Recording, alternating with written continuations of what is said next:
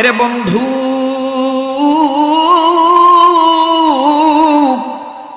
ইমাম গাজালি রহমাতুল্লাহ আলাইহি লেখেন, এই আব্দুর রহমান ইন্তেকাল করলেন, সমাজের কোনো লোক তার দিকে ভ্রুক্ষেপ করলেন না, কোনোভাবে কোনো খোঁজ খবর নিলেন না।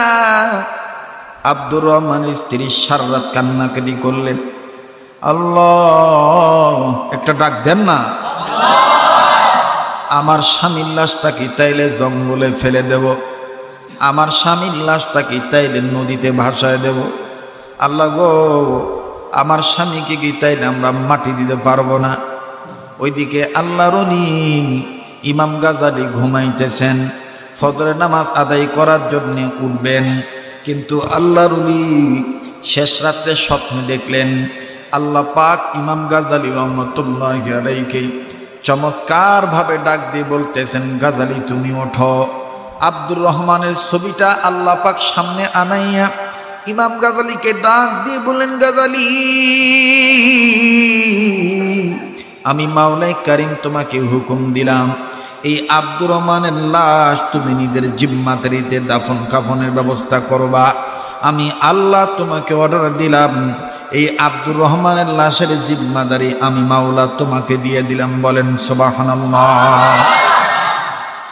ইমাম গাজালি রহমাতুল্লাহি আলাইহি এত বড় বুজুর্গ মানুষ, এত বড় সাহিবুল ইলম মানুষ, এত বড় ইস্তেদাদ করা ব্যক্তি, আমার বন্ধুরে যার জাহের বাতেন সম্পূর্ণ এলেম, ইমাম গাজালি রহমাতুল্লাহি আলাইহি ডাক দিয়ে বললেন, মালিক,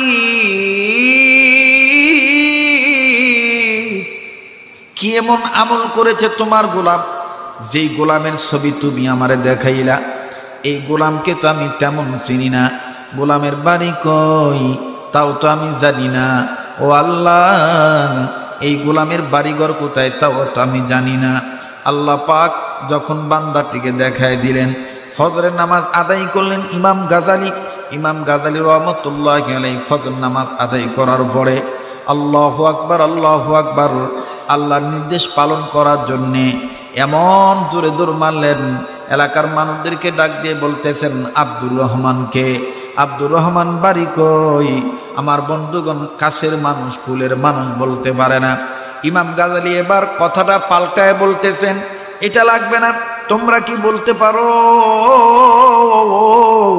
গতকালকে এবং আজকের মধ্যে আল্লাহর কোনো বান্দা ইন্তেকাল করছে নাকি?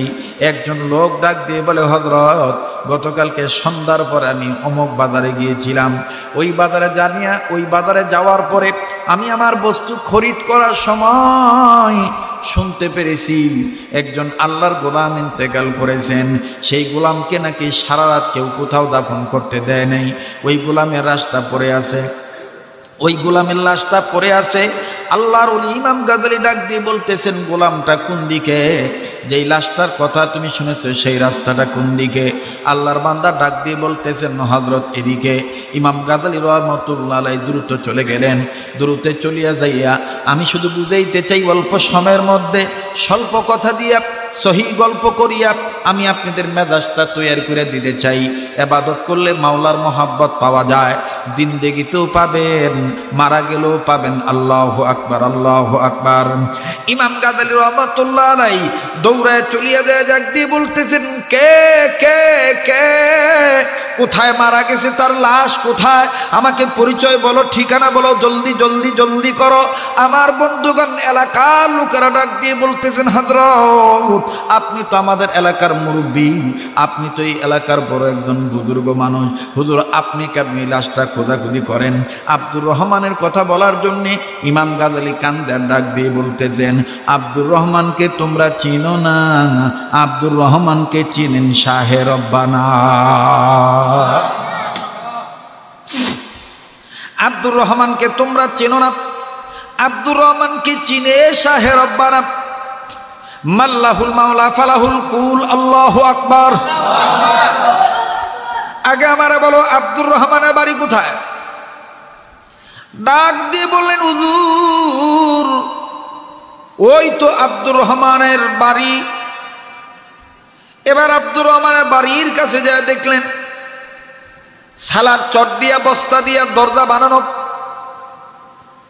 তাল গাছ খাজুর গাছের ছাউনি দিয়া চাল বানানো। ইমাম গাজালি বললেন, আল্লাহ, ধনে ধনী ছিল না মাবুদ গো, কিন্তু বুঝে আসতেছে না সে কি এমন আমল করেছে।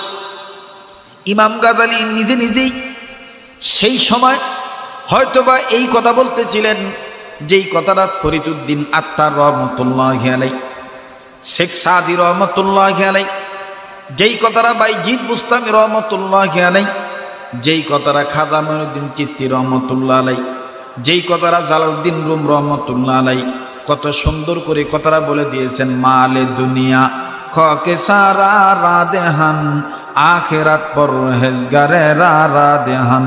মালে দুনিয়া খকে সারা রাদেহান, আখিরাত পরহেজগারে রাদেহান। ইন্নামা আমওয়ালুকুম রায়াদগীর,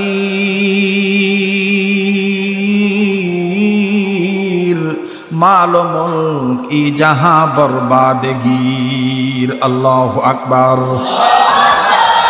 ইমাম গাজালি ডাক দিয়ে বললেন, মালিক ও আমার দয়ার আল্লাহ, এ কেমন আমল করেছে যেই আমল করার কারণে বাড়ির ছাউনি তেমন উন্নত মানের নয়, কিন্তু মালিক ও তার ব্যাপারে তুমি এইভাবে আমাকে আদেশ করলাম। আমার বন্ধুরে, আমার ভাইরা, ইমাম গাজালি রহমতুল্লাহি আলাইহি সন্তানদেরকে ডাক দিয়ে বলতেছেন, বাবা তোমরা আর কান্নাকাটি করবা না, আমি ইমাম গাজালি তোমার বাবার জিম্মাদারিটা নিয়ে নিলাম। চিৎকার দিয়ে বলেন সুবহানাল্লাহ। ইমাম গাজালি নিজেই পকেট থেকে টাকা বের করে দিয়ে বললেন, যাও কাফনের কাপড় কিনে নিয়ে আসো। কাফনের কাপড় কিনে আনা হলো। ইমাম গাজালি নিজেই গোসলের ব্যবস্থা করলেন। অনেক লম্বা সংক্ষেপ করে দিলাম। ইমাম গাজালি জানাজা কমপ্লিট করার পরে আব্দুর রহমানের লাশটা কুলে করে নিয়ে কবরে নামাবেন। আমার বন্ধুগণ, বড় আশ্চর্যজনক ঘটনা হইল।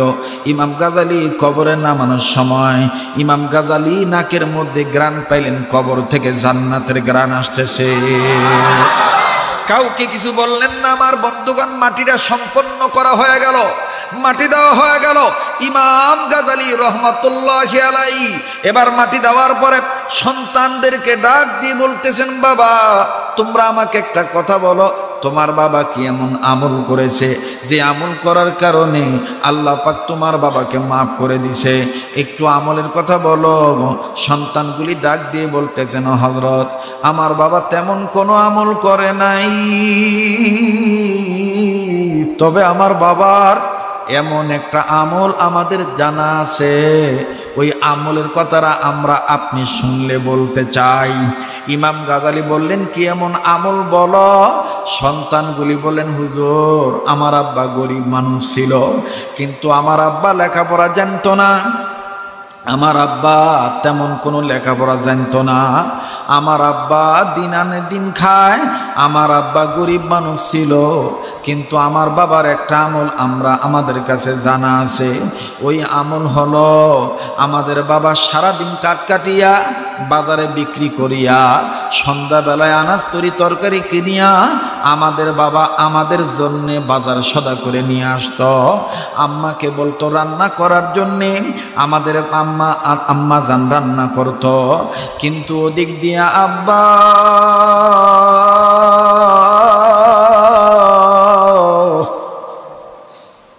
ছোট্ট একটা বাতি জ্বালাইয়া আব্বা পশ্চিম দিকে মুখ করিয়া নামাজ শেষ করিয়া, আব্বাই আমাদের ঘরে একটা কোরআন শরীফ ছিল, এই কোরআন শরীফটা আব্বায় নামাইতো।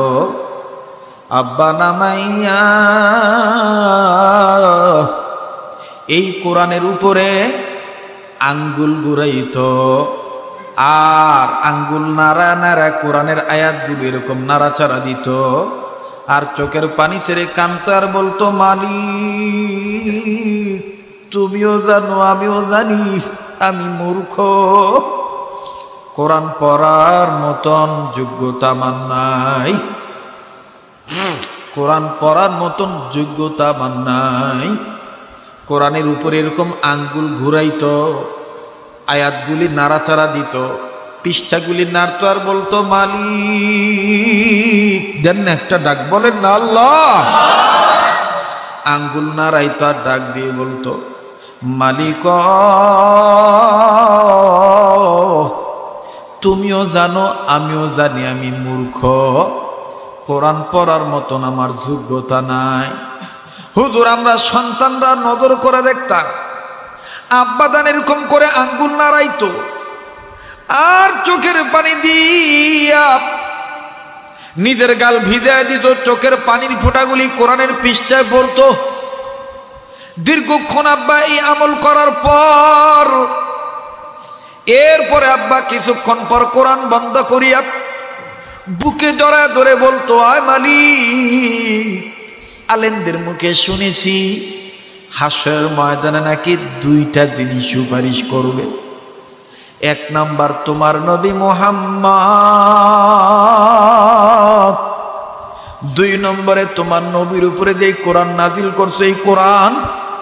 আল্লাহ তোমার কালাম বুকে জড়ায় ধরে তোমার কোরআনের সাক্ষী রাখিয়া বলতেছি, বউয়ের চাইতে সন্তানের চাইতে তোমার কোরআনকে ভালোবাসি। হুজুর আমাদের আব্বা এই আমল করতে। ইমাম গাজালি বলতেছেন হায় হায়, রসুল তো এই কথাই ১,৫০০ বছর আগে বলেছেন, অল্প আমলেই নাজাতের জন্য যথেষ্ট। এই লোকটার এই আমলটাই আল্লাহ পাক নাজাতের উসিলা বানায় দিয়েছে। এবার ডাক দিয়ে বলতেছেন কই তোমাদের বাবার সেই হস্ত জড়িত কোরআন কই, ওই হস্ত জড়িত কোরআনটা নিয়ে আসো। এবার সন্তানরা বাবার কোরআনটা নিয়ে আসলে, বাবার নিজ হস্তে জড়িত কোরআনটা নিয়ে আসলে, যেই ব্যক্তি নিজ হস্তে কোরআনটা ধরিত, যেই নিজের হস্তটা কোরআনের সাথে ছিল জড়িত, এই কোরআনটা নিয়ে আসলেন। ইমাম গাজালি বিসমিল্লাহ বলে কোরআন খুললেন। কোরআন খুলে নজর করে দেখতেছেন কোরআনের প্রত্যেকটা পৃষ্ঠায় পৃষ্ঠায় বান্দা আব্দুর রহমানের আঙ্গুলের দাগ লেগে আছে। ইমাম গাজালি কোরআন বন্ধ করে বলেন হায় হায়, রসুলের হাদিস তো এখানেও লেগে গেল, যেইটা আমি ভূমিকায় মুকদ্দমায় প্রিফাসে সূচিপত্রে আমি হাদিস পাঠ করেছি, আল মারউ মা মান আহাব্বা, যার সাথে তার মহাব্বত তার সাথে তার কিয়ামত। ইমাম গাজালি কোরআন ধরতেছে আর বলতেছেন আল্লাহ, লোকটা মূর্খ ছিল কিন্তু কোরআনের সাথে তার মহাব্বত ছিল, যার কারণে আমার আল্লাহ, ও আল্লাহ তুমি এই লোকটার শেষ ভালো করে দিয়েছ, কবরটা জান্নাত বানিয়ে দিয়েছ।